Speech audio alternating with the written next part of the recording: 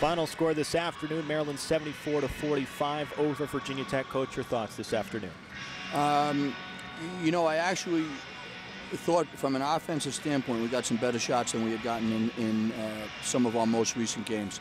We were fatigued on the defensive end. We didn't nearly have what we had defensively in some of the most recent games, and I think they were a little bit more physical, and their physicality really bothered us. How about the effort from someone like Monet Tellier fighting through her illness, a little bit of the flu, put up still double-digit performance? Well, I think she was trying. I mean, again, I'm not faulting the effort of any of the kids. I think the kids really, they gave a pretty good effort. We have a young team that needs to learn how we're going to handle a whole variety of situations. So, we came out in the second half, cut it a little bit, had a couple plays didn't go our way, and then we kind of took the life out of us. Just take us into the mindset a little bit of putting Hannah Young, inserting her into the starting lineup this afternoon. Well, we wanted a bigger player on.